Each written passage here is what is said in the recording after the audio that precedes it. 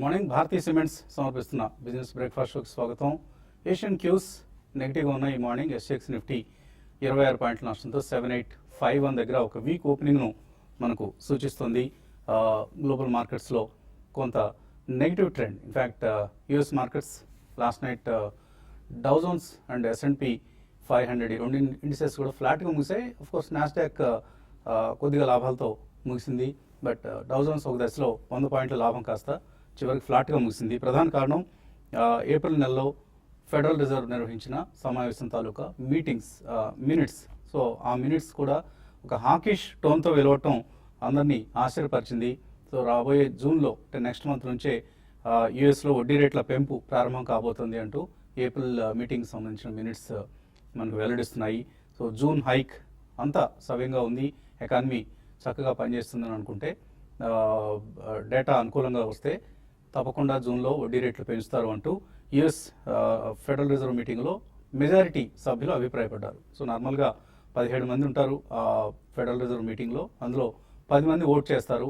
10 మందిలో 6 ఎటువైపు ఓట్ చేస్తే అటువైపు నిర్ణయాలు తీసుకుంటారు. కాబట్టి నెక్స్ట్ మంత్ బహుశా మెజారిటీ సభ్యులు వడ్డీ రేట్ల పెంపుకి అనుకూలంగా ఓటు వేసే అవకాశం ఉంది. సో ఈ నేపథ్యంలో డాలర్ ఇండెక్స్ స్ట్రాంగ్గా ఉంది. డాలర్ ఇండెక్స్ 7 వీక్ హైకి వెళ్ళింది 95.14. ఇప్పుడు డాలర్ ఇండెక్స్ ట్రేడ్ అవుతోంది. ఈ డాలర్ స్ట్రెంత్ పుంజుకోవడంతో క్రూడ్లో మనం ఏదైతే లాభాలు చూసామో లాస్ట్ ఫ్యూ డేస్గా అవి కొద్దిగా తగ్గాయి. ఇప్పుడు బ్రెంట్ క్రూడ్ $50 వరకు వెళ్ళింది నిన్న. ఇవాళ 48.14 దగ్గర ప్రస్తుతం ట్రేడ్ అవుతోంది. సో నైమెక్స్ క్రూడ్ కూడా కొద్దిగా వీక్గా ఉంది. అండ్ గోల్డ్ లో ప్రాఫిట్ బుకింగ్ చూస్తున్నాం మనం.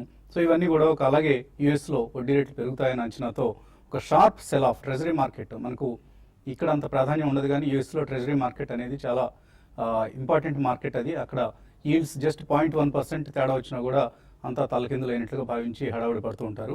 సో అక్కడ 1.9%కి పడిపోయింది 10-year బాండ్ ఈల్డ్ అక్కడ. సో రాబోయే రోజుల్లో చాలా కీలకమైన మార్పులు చోటు చేసుకోబోతున్నాయి. మేబీ ఒక రిస్క్ ఆఫ్ సెంటిమెంట్ బహుశా ఈక్విటీస్ సంబంధించి ఒక రిస్క్ ఎవర్షన్ వస్తుందా? ఎందుకంటే వడ్డీ రేట్లు యూఎస్ లాంటి మార్కెట్స్లో 0.25% పెరిగితే చాలు, వాళ్ళకి చాలా ఎక్కువ వడ్డీ రేట్ పెరిగినట్లుగా భావించి అందరూ కూడా హడావుడిగా ఈక్విటీస్ నుంచి డెట్ వైపు వెళ్ళిపోతూ ఉంటారు. సో అటువంటి పరిస్థితి ఏదైనా వస్తే మాత్రం మేబీ జార్జ్ సోరోస్ లాంటి వాళ్ళు ఇప్పటికే S&P 500 సంబంధించిన ఇండెక్స్లో పుట్ ఆప్షన్స్ భారీగా కొంటున్నారు. సో అంటే వాళ్ళు బేరిష్గా ఉన్నారు యూఎస్ ఈక్విటీస్ పట్ల. ఇవాళ పేపర్స్లో కూడా మనకు వార్తలు వచ్చాయి. గోల్డ్మెన్ సాక్స్ తాజాగా వరల్డ్ ఈక్విటీ మార్కెట్స్ పట్ల ఒక బేరిష్ అవుట్లుక్ను వెలువరిస్తుందంటూ. సో జార్జ్ సోరోస్ లాంటి వాళ్ళు ఆల్రెడీ ఈక్విటీస్ నుంచి డబ్బును విత్డ్రా చేస్తున్నారు. మనం నిన్న అనుకున్నాం వరల్డ్ మార్కెట్స్లో లాస్ట్ ఫ్యూ మంత్స్లో అరౌండ్ $44 బిలియన్ వర్త్ స్టాక్స్ అమ్మకాలకు గురయ్యాయి. అందులో లాస్ట్ వీకే ఒక $3.5 బిలియన్ సెల్లింగ్ వచ్చిందంటూ. సో ఇదంతా కూడా ఈక్విటీస్ మార్కెట్ సంబంధించి కేర్ఫుల్గా అప్రమత్తంగా ఉండాలి. యూఫోరిక్గా ఉండడం పనికిరాదు. మనం ఈ మధ్య చూస్తున్న రిటైల్ ఇన్వెస్టర్స్ చాలా భారీగా ఇండియన్ మార్కెట్స్లో ఇన్వెస్ట్ చేయడాన్ని. సో మేబీ మన మార్కెట్స్ కూడా అప్రమత్తంగా ఉండాల్సిన మార్కెట్స్ పరిస్థితులకు వెళ్తున్నాయి. ఎందుకంటే ఫారిన్ ఇన్స్టిట్యూషనల్ ఇన్వెస్టర్స్ నార్మల్గా అన్ని దేశాలు అమ్ముతుంటే ఇండియాలో కూడా అమ్ముతారు. ఇండియా ఏదో ఒక చాలా చక్కగా ఎదిగే దేశం కదా అని చెప్పేసి ఓన్లీ లాంగ్ ఓన్లీ ఫండ్స్ మాత్రమే ఇక్కడ ఉంటాయి. బట్ హాట్ మనీ ఏదైతే ఉంటుందో వాళ్ళు సెల్లింగ్ చేసే ప్రమాదం ఉంటుంది. కాబట్టి కేర్ఫుల్గా ఉండాలి. అలా అని చెప్పేసి ప్యానిక్ అయ్యి సెల్లింగ్ చేసుకుని మార్కెట్స్ నుంచి వెళ్ళిపోమని కాదు, ప్రతి డిప్లో స్టాక్స్ కొనమని ఇప్పటికీ TV5 తరఫున మనం సలహా ఇస్తున్నాం. ఇక మన ఇండియన్ మార్కెట్ సంబంధించి ఒక ఇంపార్టెంట్ డే. 5 రాష్ట్రాల అసెంబ్లీ ఎన్నికల ఫలితాలు వెలువడబోతున్నాయి. తమిళనాడు, వెస్ట్ బెంగాల్ లాంటి పెద్ద రాష్ట్రాలతో పాటు అస్సాం, కేరళ అండ్ పాండిచ్చేరి ఈ రాష్ట్రాల్లో సంబంధించిన ఎన్నికల ఫలితాలు ఇప్పుడిప్పుడే లీడ్స్ వస్తున్నాయి. మీరు స్క్రీన్ మీద కూడా చూస్తున్నారు. ఇవాళ మన గ్రాఫిక్స్ డిస్ప్లే చేయడం లేదు అసెంబ్లీ ఎన్నికల ఫలితాల కారణంగా. ఆ లీడ్స్ అలాగే రిజల్ట్స్ను TV5 ఎప్పటికప్పుడు మీకు అందిస్తూ ఉంటుంది. సో ఏ ఛానల్కి వెళ్ళొద్దు, TV5కే స్టిక్ అయ్యి చక్కగా ఇటు బిజినెస్ వార్తలు అటు పొలిటికల్కి సంబంధించిన డెవలప్మెంట్స్ కూడా ఎప్పటికప్పుడు ఫాలో కావచ్చు. అండ్ మొట్టమొదటిసారిగా యాపిల్కి చెందిన ఒక టాప్ ఎగ్జిక్యూటివ్ ఇండియాలో పర్యటిస్తున్నారు. Tim Cook, Apple CEO. ఆయన నిన్న ముంబైలో పర్యటించారు. ఇవాళ హైదరాబాద్ వస్తున్నారు. ఆల్రెడీ బహుశా ల్యాండ్ అయి ఉంటారు. 8:35కి ఆయన ఫ్లైట్ ల్యాండ్ కావాలి. అండ్ 10 o'clock కల్లా హైటెక్ సిటీ ప్రాంతానికి వెళ్తారు. అక్కడ టిష్మన్ స్పియర్ డెవలప్ చేసిన ఒక SEZ వేవ్రాక్ SEZలో యాపిల్కి చెందిన డిజిటల్ మ్యాపింగ్ డెవలప్మెంట్ సెంటర్ని ఆయన ప్రారంభించబోతున్నారు. So first facility for Apple in Hyderabad. ఇది అందరికీ మనకి తెలుగు వాళ్ళందరికీ కూడా గర్వకారణం. ఇక్కడ యాపిల్ సంబంధించిన ఒక ఇంపార్టెంట్ మ్యాప్స్ డెవలప్మెంట్ సెంటర్ ఏర్పాటు కావడం, బహుశా అంతా కుదిరితే తెలంగాణ స్టేట్ రాష్ట్ర ప్రభుత్వం ఆఫర్ చేసే ల్యాండ్లో యాపిల్ ఒక డెవలప్మెంట్ సెంటర్ను కూడా ప్రారంభించే అవకాశం ఉంది. ముందుగా బెంగళూరులో ఒక యాప్స్ డెవలప్మెంట్ సెంటర్ను వాళ్ళు ప్రారంభిస్తున్నారు. ఇక్కడ డిజిటల్ మ్యాపింగ్ సెంటర్, అలాగే రాబోయే రోజుల్లో ఒక యాపిల్ కంప్యూటర్లు, యాపిల్ ఐఫోన్లు కూడా ఇక్కడ తయారైనా కూడా మనం ఆశ్చర్యపోనవసరం లేదు. లెటస్ సి, ఐఫోన్స్ కాకపోయినా ఐఫోన్ సంబంధించిన సాఫ్ట్వేర్స్, యాప్స్ కూడా ఇక్కడ మన హైదరాబాద్లో ప్రారంభమయ్యే అవకాశం ఉంది. It is a proud moment for all Hyderabadis and Telugu states. ఎందుకంటే ఆయన నాలుగు నగరాలు పర్యటిస్తున్నారు Tim Cook, Delhi, Mumbai, Bengaluru and Hyderabad. So గతంలో ఎలా అయితే బిల్ గేట్స్ తెలుగుదేశం ఉమ్మడి రాష్ట్రంగా ఉన్నప్పుడు తెలుగుదేశం అధినేత బిల్ గేట్స్ని ఇక్కడికి తీసుకొచ్చారో, ఇప్పుడు టీఆర్ఎస్ అధినేత కేసీఆర్కు ఆ క్రెడిట్ దక్కుతుంది. టిమ్ కుక్ని ఇక్కడికి రప్పించిన ఘనత. ఎందుకంటే హైదరాబాద్ ఇప్పుడు నౌ JAS అప్లికేషన్స్లో number 1 in the world. So అటువంటి ఒక కీలకమైన నగరానికి టిమ్ కుక్ రావటం, ఇక్కడ త్వరలోనే డెవలప్మెంట్ సెంటర్ను ప్రారంభించే అవకాశం ఉంటుంది. ఇదంతా కూడా హైదరాబాద్ పొటెన్షియల్ను తెలియజేసే అంశం. ఇక equity markets and market trends గురించి మాట్లాడేందుకు అనలిస్ట్ మనతో సిద్ధంగా ఉన్నారు. ఒక ఇంపార్టెంట్ ఈవెంట్ మన ముందు ఉంది, assembly election results. 20% of GDP ఈ 5 రాష్ట్రాల నుంచి వస్తుంది దేశంలో, అండ్ 21% ఆఫ్ రాజ్యసభ సీట్స్ ఈ 5 రాష్ట్రాలకు చెందినవి. సో ఒక ప్రాధాన్యం ఉన్న ఎన్నికల ఫలితాలు ఇవి. మేబీ నెక్స్ట్ ఇయర్ జరగబోయే యూపీ, ఉత్తరాఖండ్ వంటి ఎన్నికలకు కూడా ఇవి ఒక దిక్సూచిగా పనిచేసే అవకాశం ఉంది. సో ఇటువంటి అవుట్కమ్ను మీరు ఎక్స్పెక్ట్ చేస్తున్నారు? మార్కెట్స్ ఏ విధంగా బిహేవ్ చేస్తాయి? తప్పకుండా అండి. అది ఆల్రెడీ సెంట్రల్ గవర్నమెంట్ హాఫ్వేలో ఉన్నప్పుడు టైం పరంగా ఈ ఎలక్షన్ రిజల్ట్స్ అనేది ఒక రకంగా మనం ఏ రకంగా మిగిలిన సెకండ్ హాఫ్ పొలిటికల్ ఈక్వేషన్స్ ఉంటాయి అనేది ఎలక్షన్స్ ఒక రకంగా ట్రెండ్ సెట్ అవ్వచ్చు. అయితే ఏంటంటే వాడు మార్కెట్స్ వాలటైల్ ఉండొచ్చు అండి దీని కారణం వల్ల. సో నిన్న ఆల్రెడీ మార్కెట్స్ కిందకి ఓపెన్ అయ్యి ఎలా రికవర్ అయ్యేది చూసాం మనం. అయితే ఏంటంటే ఓవరాల్గా ఆ రేంజ్ ఏదైతే ఉందో 7700 అక్కడే స్టిక్ అయ్యే పరిస్థితి కనబడుతుంది నెక్స్ట్ 10 days వరకు. ఆ మధ్యలోనే వొలటిలిటీ ఉంటుంది. ఇవాళ stock specific like Sun TV మొన్న అనుకున్నట్టు అటువంటి స్టాక్స్ ఫోకస్ లో ఉంటాయి, లేదంటే కొన్ని కల్కటా బేస్డ్ కంపెనీస్ కొన్ని ఫోకస్ లో ఉండొచ్చు. సో డిజిటల్ కంపెనీస్ తమిళనాడులో మద్యపాన నిషేధం రాబోతుంది, DMK వస్తే రాబోతుంది. సో వాటి అవి కొన్ని ప్రెషర్ లో రావచ్చు. ఆల్రెడీ మనం ఎదుర్కొని యునైటెడ్ బ్రెవరీస్ స్టాక్స్ చూసాం అంటే లాస్ట్ టైం ఎప్పుడైతే బీహార్ లో వాళ్ళు బ్యాన్ అనౌన్స్ చేశారు April 1st నుంచి. సో ఓవరాల్ గా ఇటువంటి ట్రెండ్స్ అన్ని చూస్తే ఏంటంటే మనం ఒక రేంజ్ లోనే ఉండే ఆ రేంజ్ లోనే వొలటిలిటీగా ఉండే అలాంటి పరిస్థితి కనపడుతుంది. స్టాక్ స్పెసిఫిక్ యాక్షన్ కనపడచ్చు. సో రిజల్ట్స్ అయితే నెట్ ఆన్ గోయింగ్, అది చాలా రిజల్ట్స్ ఉన్నాయి ఇంకా నెక్స్ట్ 10 days లో కూడా mid caps especially. So overall గా చూస్తూ ఉండండి, అంత అగ్రెసివ్ గా పోర్ట్ఫోలియో పొజిషన్స్ పెట్టాల్సిన టైం కాదు. సో అలానే భయపడాల్సిన టైం కూడా కాదు. కొద్దిగా వెయిట్ చేయండి, మీకు లోవర్ లెవెల్స్ దొరుకుతాయని అనిపిస్తుంది. సో మంచి డిక్లైన్స్ వచ్చినప్పుడల్లా by and declines stock specific గా, నాట్ బేస్డ్ ఆన్ ఇండెక్స్. అంతే. ఓకే. సో ట్రేడర్స్ కి ఎటువంటి సలహా ఇస్తారు వాళ్ళు ఇంట్రాడేలో?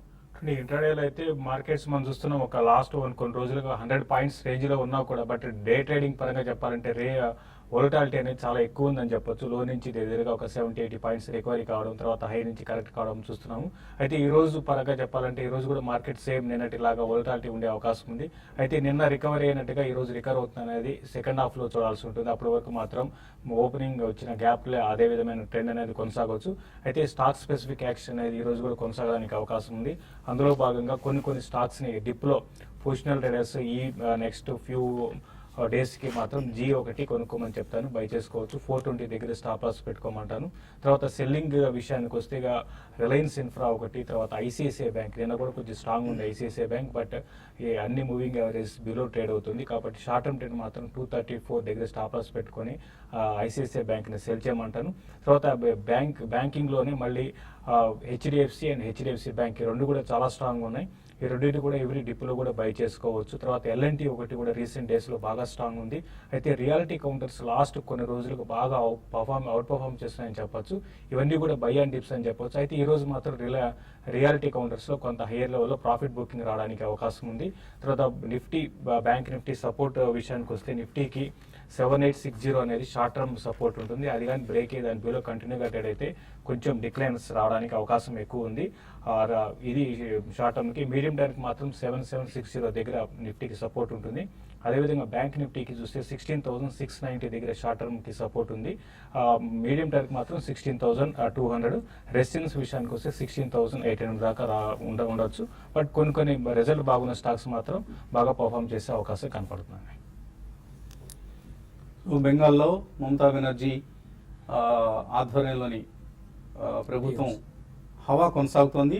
లీడ్స్ చాలా స్పష్టంగా మమతా బెనర్జీ దూసుకువెళ్తోంది ఎన్నికల ఫలితాల్లో, బెంగాల్ ఎన్నికల ఫలితాల్లో. అండ్ తమిళనాడులో ఇంకా ఫలితాల సంఖ్య ఇంకా ఇంప్రూవ్ కాలేదు కాబట్టి మేబీ తమిళనాడు రిజల్ట్ అన్నిటికంటే ఉత్సుకత రేపుతున్న ఎన్నికల ఫలితం ఇప్పుడు తమిళనాడే. సో డిఎంకేనా అన్నా డిఎంకేనా అన్నది మరికొద్దిసేపట్లో తేలిపోతుంది. కాలర్స్ లైన్లో ఉన్నారు. మొదటి కాలర్ తాడేపల్లిగూడెం నుంచి భాస్కర్. హలో, గుడ్ మార్నింగ్ అలాగే సార్. మార్నింగ్ అండి, చెప్పండి. సార్ డిఎల్ఎఫ్ ఫ్యూచర్స్ లో తీసుకున్నామండి 128 లో. ఎలా ఉంటుంది సార్ ఇది? సిటీ లామినేషన్ గురించి కూడా చెప్పండి. ప్రజెంట్ రేట్ లో బయట ఎందుకు డిఎల్ఎఫ్ బులిష్గా ఉన్నారు మీరు? రియాలిటీ కౌంటర్స్ బాగున్నాయి కదండి. రియాలిటీ కౌంటర్స్ ఈ నెలలో బాగా పెర్ఫామ్ చేస్తాయన్న ఉద్దేశంతో డిఎల్ఎఫ్ ఫ్యూచర్స్ లో కొన్నారు. ఏం చేయాలి? డిఎల్ఎఫ్ రీసెంట్ గా బాగా 112 లెవెల్స్ నుంచి బాగా పెరిగిందండి. అయితే రియాలిటీ కౌంటర్స్ లో మిగతా వాటితో కంపేర్ చేసుకుంటే హెచ్డిఎల్ కానీ ఐబీతో కంపేర్ చేసుకుంటే ఇది కొంచెం తక్కువ పెరిగిందని చెప్పొచ్చు. బట్ ఓవరాల్ గా ట్రెండ్ పరంగా చెప్పాలంటే ఇంకా అప్ ట్రెండ్ రావచ్చు, అప్ ట్రెండ్ కొనసాగడానికి అవకాశం కూడా ఉందండి. అయితే మీరు పని చేయండి, స్టాప్ లాస్ పెట్టుకుని హోల్డ్ చేయండి. ఎందుకంటే కొంచెం మార్కెట్స్ వోల్టాలిటీ దృష్టిలో పెట్టుకొని ఒక హైయర్ లెవెల్స్ లో ఎగ్జిట్ అయ్యి మళ్ళీ లోయర్ లెవెల్ లో బై చేసుకునే మార్కెట్ అనేది.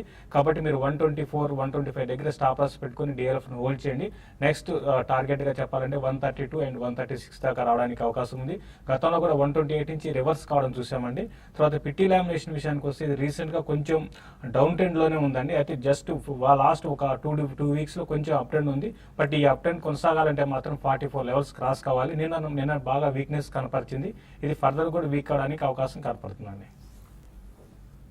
అస్సాంలో రాష్ట్ర ప్రభుత్వ పగ్గాలు బీజేపీకి దక్కే అవకాశాలు ప్రస్తుతం ఉన్న లీడ్స్ని బట్టి చూస్తే మొన్నటి ఎగ్జిట్ పోల్స్ కూడా బీజేపీకి అనుకూలంగా వచ్చాయి కాబట్టి అస్సాంలో బీజేపీ లీడ్ స్పష్టంగా కనిపిస్తుంది.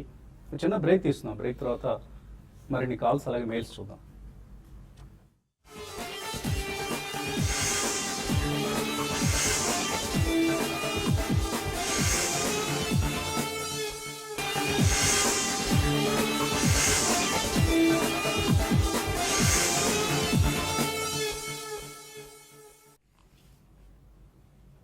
భారతీయ సిమెంట్ సమర్పిస్తున్న బిజినెస్ బ్రేక్ఫాస్ట్ షోకి తిరిగి స్వాగతం. 5 రాష్ట్రాల అసెంబ్లీ ఎన్నికల ఫలితాలు వెలువడుతున్నాయి. కేరళలో 92 స్థానాలకి ఆధిక్యాలు వస్తూ ఉంటాయి. అందులో ఎక్కువ శాతం ఎల్డీఎఫ్కే అంటే ఆల్మోస్ట్ 48 సీట్స్లో లీడ్ ఎల్డీఎఫ్ కనిపిస్తుంది. అలాగే తమిళనాడులో అన్నా డిఎంకే మధ్య నువ్వా నేనా అన్నట్లుగా పోటీ కొనసాగుతోంది. అండ్ వెస్ట్ బెంగాల్లో ఏకపక్షంగా మమతా బెనర్జీ నేతృత్వంలోని తృణమూల్ కాంగ్రెస్ పార్టీ ఆధిక్యం మరింతగా పెరుగుతోంది. ఎప్పటికప్పుడు ఆల్మోస్ట్ ఇక స్పష్టమైన మెజార్టీ, తిరుగులేని మెజార్టీ తృణమూల్ కాంగ్రెస్కు లభించబోతోంది. ఇక కాలర్స్ లైన్లో ఉన్నారు. నర్సాపురం నుంచి శివ. హలో సార్, నా దగ్గర ఎన్సీసీ ఉన్నాయండి. ఒక 1600 షేర్లు. అవి ఏమో 100 రూపాయల్లో ఉన్నాయి.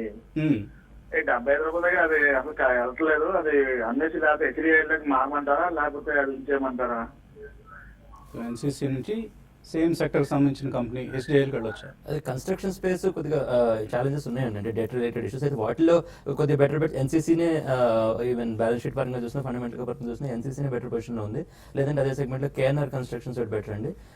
సో మీరున్న సెగ్మెంట్ ఓకే అంటే పేషెన్స్ టెస్ట్ అవుతుంది కానీ మీరు హోల్డ్ చేయమని చెప్తారండి ఎన్సీసీ. సో కొద్దిగా ఓపికగా వెయిట్ చేయండి. మేబీ 1 year వెయిట్ చేస్తే మీ నిరీక్షణకి తగిన ఫలితం లభించే అవకాశం ఉంది. తర్వాత మరొక శివ, ఈసారి కరీంనగర్ నుంచి. హలో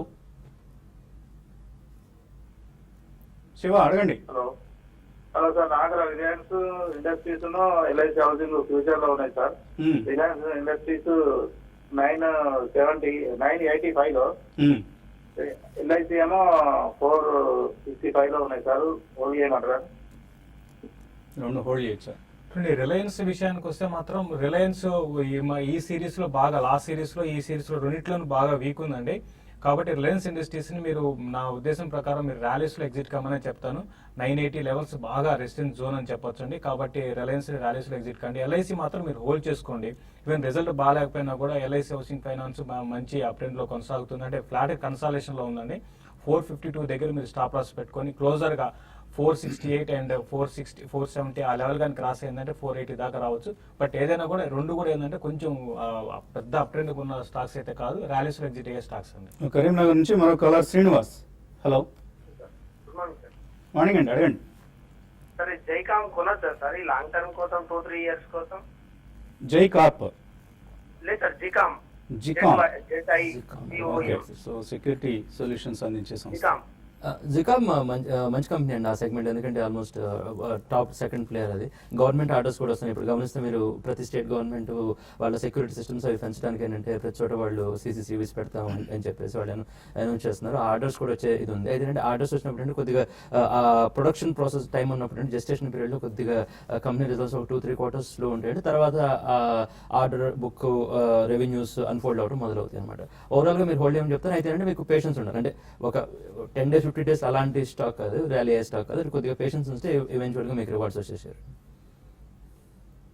అలాగే ఈమెయిల్ సందేహాల్లో రామకృష్ణ సోమంచి అడుగుతున్నారు, PNB ట్రేడింగ్కి ఎలా ఉంటుంది? సో నిన్న చాలా పూర్ రిజల్ట్ ప్రకటించింది. ఇంట్రాడేలో బట్ షార్ట్ సెల్ చేయొచ్చా లేదా ఏదన్నా రికవరీ వస్తుంది అనుకుంటున్నా? నిన్న ఇంట్రాడేలో చూస్తే బాగా 72 నుంచి 76 దాకా వచ్చిందండి.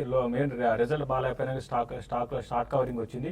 బట్ ఈ రోజు దానికి ఎగనెస్ట్ గా క్లోజర్ గా అంటే 78 దగ్గరికి వచ్చినప్పుడు సెల్ చేయమంటాను. ఈవెన్ కరెంట్ అవర్స్ లో 76 బిలో ట్రేడ్ అవుతుంటే దాన్ని సెల్ చేసి 78 దగ్గర స్టాప్ లాస్ పెట్టుకోమంటాను.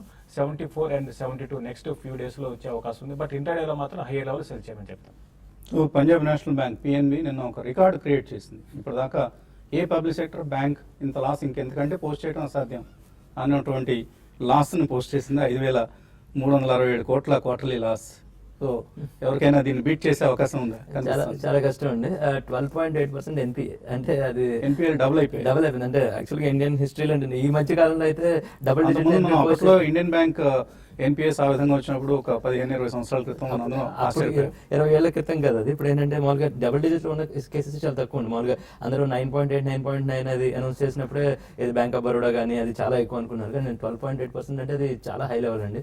ఒక రకంగా అంటే సర్వైవల్ అంటే అది గవర్నమెంట్ బ్యాంక్ కాకపోయి ఉంటే అంటే సర్వైవల్ రిస్క్ అంటే ప్రైవేట్ సెక్టర్ బ్యాంక్ అయి ఉంటే డిసపేర్ అయిపోవాల్సిన సిచ్యువేషన్ అనమాట. అదే ట్రేడింగ్ అదంతా ఓకే, కానీ అంటే హీరోయిక్స్ చూపించాల్సిన సెగ్మెంట్ కాదండి అది. ఎందుకంటే చాలా ఉంది మార్కెట్. ఇంకా ఆల్మోస్ట్ మనం అనుకున్నట్టు 600 గుడ్ స్టాక్స్ ఉన్న మార్కెట్ లో ఉన్నప్పుడు మనం అసలు PNB దాకా వెళ్ళాల్సిన అవసరం లేదేమో అని ఆయన అడుగుతుంది. ఆఫ్ కోర్స్ ఇంట్రాడే కాబట్టి ఏదైనా ట్రేడింగ్ ఆపర్చునిటీ ఉందా అని అడుగుతున్నారు. అండ్ తమిళనాడులో ఒక సర్ప్రైజ్ ఛాన్సెస్ కనిపిస్తున్నాయి. AIDMK మెజారిటీ వస్తుంది. ఇప్పుడు 50 సీట్లు అనుకోండి. ఆఫ్ కోర్స్ లీడ్స్ మనకు అందుబాటులో ఉన్నది. బట్ అందులో కూడా AIDMKకి అధిక సీట్లు ఉన్నాయి DMK కంటే. మేబీ తర్వాత పరిస్థితి తారుమారు అవుతుందేమో. మరొక మెయిల్ రవికుమార్ అడుగుతున్నారు, కెల్టాన్ టెక్, కేంబ్రిడ్జ్ టెక్, అలాగే వాటర్ బేస్ ఈ మూటి మీద ఎటువంటి వ్యూస్ చెప్తారు? కెల్టన్ టెక్ వచ్చి నేను ఇప్పుడు కొద్దిగా ఏ లెవెల్ తీసుకున్నా చూడాలండి. మీరు కనుక లో లెవెల్స్ తీసుకుని కొందాం అనుకుంటున్నారా లేదా ఏంటి అనేది ఫ్రెష్ బైక్ అయితే మూడిట్లో నేను వద్దనే చెప్తానండి. ఎందుకంటే కొద్దిగా off beat sector of the radar kind of names already మీకు ఉండుంటే కెల్టన్ టెక్ లోవర్ లెవెల్స్ లో ఉంటే మీకు, ఎందుకంటే ర్యాలీ కూడా చాలా స్ట్రాంగ్ ఉంది లాస్ట్ 1.5 year ఆల్మోస్ట్ 20 రూపీస్ నుంచి 200 రూపీస్ అని షేర్. మీరు ఏ లెవెల్లో కొన్నారో నాకు తెలియదు. అది మీరు ప్రాఫిట్ లో ఉంటే మాత్రం మీరు ఎగ్జిట్ చేయమని చెప్తానండి. శ్రీరామ్ అడుగుతున్నారు, అరవిందో ఫార్మా ఏ ప్రైస్లో కొనుక్కోవచ్చు? ఆయన ఆల్రెడీ 807లో కొన్నారు, ఇంకా యాడ్ చేసుకోవచ్చు. ఓకేనండి, అది మంచి నేమ్. అయితే ఏంటంటే ఫార్మా, లార్జ్ క్యాప్ ఫార్మాలు ఏంటంటే మెయిన్ FDA రిలేటెడ్ ఇష్యూస్ ఉంటాయి కాబట్టి ఇప్పుడు మనం కొద్దిగా ఆ ఛాలెంజెస్ కంటిన్యూ అవుతున్నాయి కాబట్టి ఫార్మాకి మాకు తెలిసి ఒక 1-2 years పడుతుందండి. అది మొత్తం ఇదివరకులాగా ర్యాలీస్ అయ్యి ఇదివరకులాగా వెల్త్ క్రియేట్ చేయడానికి టైం పట్టే సెగ్మెంట్ కాబట్టి కొద్దిగా వెయిట్ చేయమని చెప్తాను. అంటే ఆల్రెడీ హోల్డ్ చేసి ఉంటే, మీరు ఆల్రెడీ బై చేసి ఉంటే హోల్డ్ చేసి పెట్టేసండి, అడిషనల్ బై అని చేయొద్దని చెప్తాను. మానస్ USA నుంచి అడుగుతున్నారు, బ్యాంక్ ఆఫ్ ఇండియా 184లో కొన్నారు, యావరేజ్ చేసుకోవచ్చు ఇక్కడ? బ్యాంక్ ఆఫ్ ఇండియా మీరు యావరేజింగ్ అయితే వద్దండి, మీరు కొంచెం వెయిట్ చేయండి. ఈ సిరీస్ అయిపోయినాక బ్యాంక్ ఆఫ్ ఇండియాలో ఒక ప్రైస్ అడ్జస్ట్మెంట్ అని అయినాక అప్పుడు మీరు యావరేజ్ చేసుకోమంటారు. ప్రస్తుతం అయితే కొంచెం వెయిట్ చేయమని చెప్తానండి. సురేష్ అడుగుతున్నారు, Natco pharma, Equitas holdings, Wockhardt, Cadila health, అలాగే SH కేల్కర్, ఈ మూడు కూడా, ఈ 5 స్టాక్స్ కూడా 25,000 రూపాయలు నెలకి, బహుశా ఒక్కొక్క దానిలో 5,000 రూపాయలు అనుకుంటాను. SIP కోసం సెలెక్ట్ చేస్తున్నారు. మంచి స్టాక్స్ అన్ని మంచి అండి. అయితే SH కేల్కర్ వచ్చేటప్పటికి ఏంటంటే అది ఒక రీసెంట్ IPO, ఒక 6 months 7 months అయినట్టుంది. దానికంటే బెటర్ ఉజ్జీవన్ మీరు సెలెక్ట్ చేసుకుంటే బెటర్ అండి. ఈ రీసెంట్ IPOs మీకు అక్కడే మీరు ఆల్మోస్ట్ మీరు IPO నుంచి వచ్చి ఉంటే అందుకని మీరు అది ఐడెంటిఫై చేసినట్టున్నారు. మిగిలిన షేర్స్ ని మీరు ఐడెంటిఫై చేసిన మంచి అండి. నాట్కో అయినా కూడా, ఈక్విటాస్ అయినా కూడా.